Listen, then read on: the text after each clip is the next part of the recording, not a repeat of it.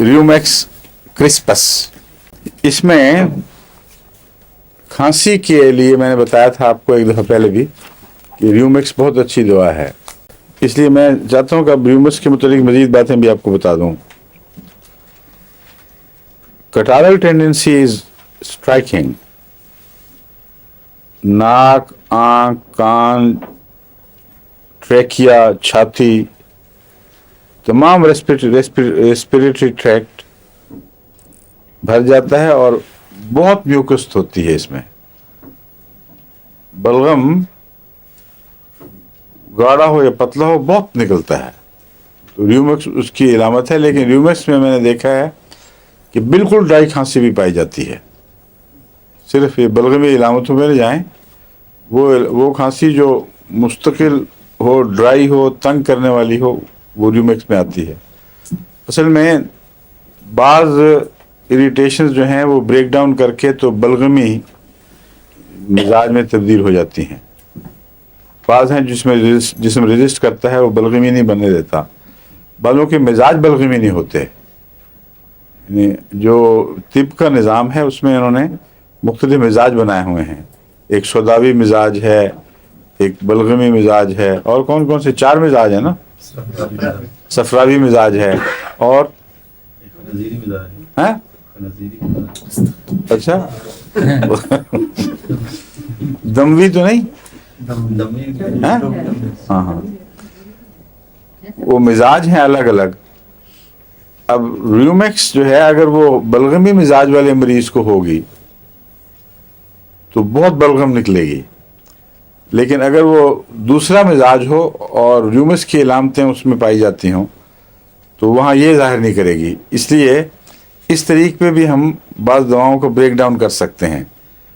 ان کو ایک اور طب کے حوالے سے سمجھنے کی کوشش کریں تو سمجھ آ جاتی ہے، ورنہ تضاد دکھائی دیتے ہیں.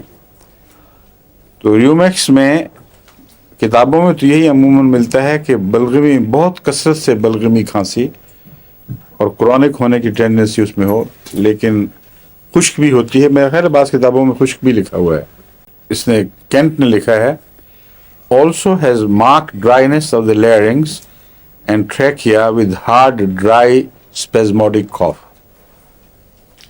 کہ اس ریومیکس کے اندر سخت قسم کی جس خشک کھانسی اور بھونکنے کی سی آواز اس سے نکلے، ہیکنگ کاف، اور مستقل ٹھہر جائے ایسی بیماری. اس میں اسپیزم بھی پایا جاتا ہو، جب آئے تو دورے میں آئے. یہ ریومیکس کی خاص علامت ہے. جب یہ پرانا ہو جائے کیس تو پھر وہ بلغم ضرور آتا ہے بعد میں.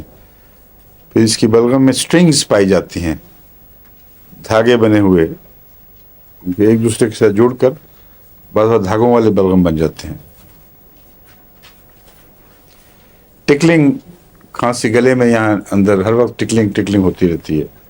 کلیویکل کیا ہوتا ہے ڈاکٹر صاحب؟ یہ جو ہڈی ہے یہاں، یہ ہنسلی، جی ہنسلی سے کہتے ہیں. ہاں یہ بون، جی کالر بون، جی کالر بون، کلیویکل کالر بون کو کہتے ہیں. جی ہاں، کالر بون کے نیچے اس میں خاص فیچر ہے کہ وہاں پین ہوتی ہے. اس میں ریومیکس میں کھانسی اگر ہو پرانی یا نزلہ اور کالر بون کے نیچے اندر کی طرف پین کا احساس ہو تو یہ اس کی خاص ٹپیکل علامت ہے جو دوسری دوائی میں کسی میں نہیں ملتی.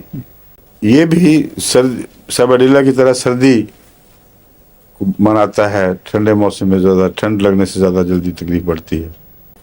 ایسا مریض جس کو سردی لگے تو وہ تکلیفیں بڑھیں. بعض مریض ہمیشہ چہرہ ڈھانک کے سوتے ہیں، لپیٹ کے.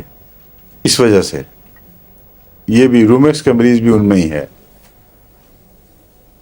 اور ہیپرسلف میں یہ ہوتا ہے کہ اگر ایک تھوڑا سا بازو ہاتھ نکل آئے باہر تو اس کی تکلیف شروع ہو جاتی ہے. ہیپرسلف بھی بڑا سینسٹیو ہے، لیکن ایک عضو اگر باہر کہیں رہ جائے تو سارے جسم کو لپیٹتا ہے. یہ وہ ہیں جو چہرے پہ خاص طور پر سردی کا برا اثر محسوس کرتے ہیں، ریومیکس کے مریض یعنی.